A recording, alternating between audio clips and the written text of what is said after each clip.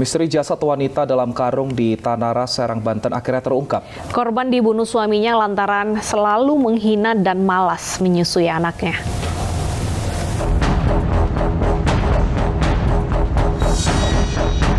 Inilah Adi, tersangka pembunuhan wanita yang jasadnya ditemukan dalam karung di pinggir jalan Desa Jongjing, Tanara, Kabupaten Serang, Banten. Pelaku ternyata merupakan suami korban yang sakit hati lantaran sering dimaki dan dihina karena tidak mampu mencukupi kebutuhan hidup keluarga.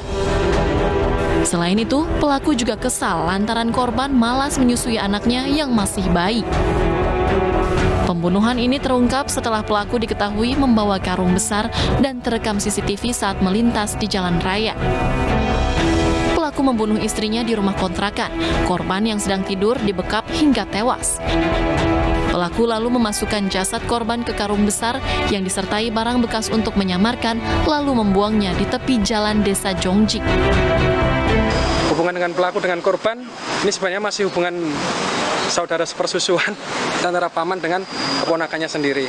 Yang mana korban ini sebenarnya sudah punya suami yang sah dan belum bercerai, punya anak 2, tapi kabur kurang lebih 8 tahun. Sudah kabur dari rumah, kemudian menjalin asmara dengan pamannya sendiri dan memperoleh juga 2 orang anak. Tapi korban dan pelaku ini berstatus menikah atau menikah siri? Secara negara tidak tercatat. Secara negara tidak tercatat, secara siri pun juga sebenarnya tidak bisa diakui karena kan masih hubungan darah antara paman dengan paman sendiri.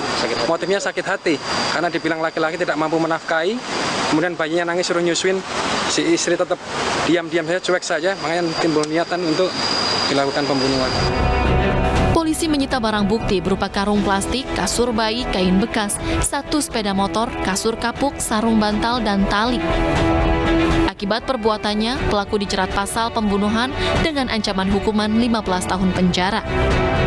Sebelumnya, warga Desa Jongjing, Tanara, Kabupaten Serang, Banten digegerkan dengan ditemukannya jasad wanita dalam karung di tepi jalan. Warga curiga dengan bau tidak sedap dari sebuah karung. Dan saat dibongkar, ditemukan jasad wanita tanpa identitas yang ditutupi kain.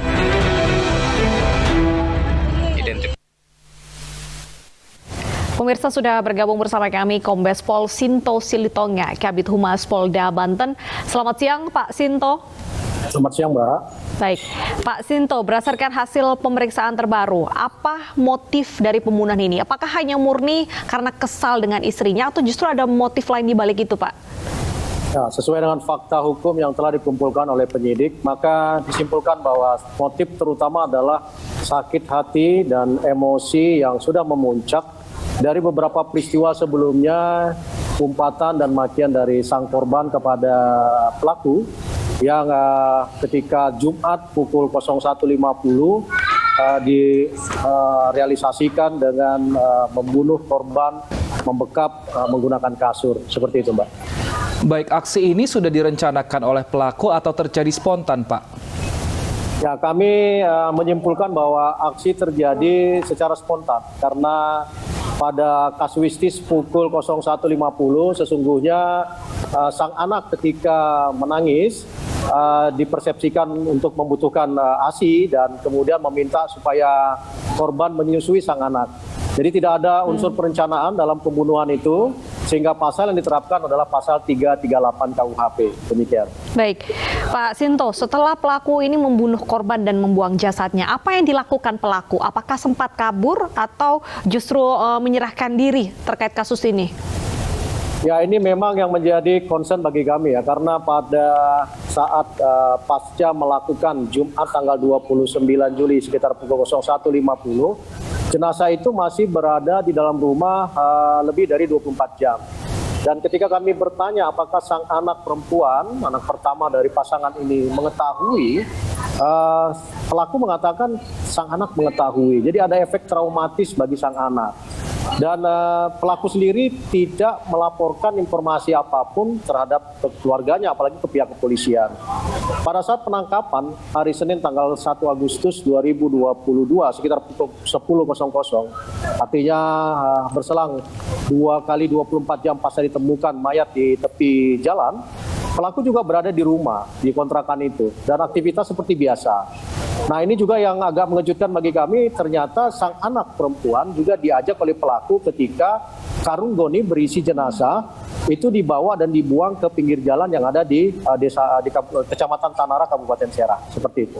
Baik, lantas kondisi sang anak saat ini seperti apa, Pak? Apakah juga mendapat pendampingan dari pihak kepolisian dan juga pihak-pihak terkait karena tadi ada merasa trauma mengetahui ibunya meninggal?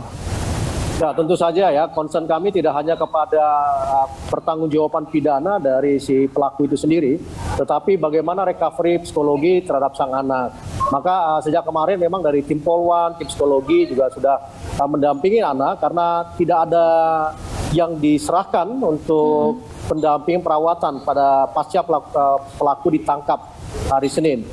Kemudian kami juga berkomunikasi dengan P2TP2A, dengan pihak-pihak lain supaya bisa berkoordinasi dalam percepatan recovery psikologi terhadap sang anak. Seperti itu. Baik, semoga psikologis dari anak ini bisa segera pulih. Terima kasih Bapak Sinto sudah berbagi informasi bersama kami di iNews Siang.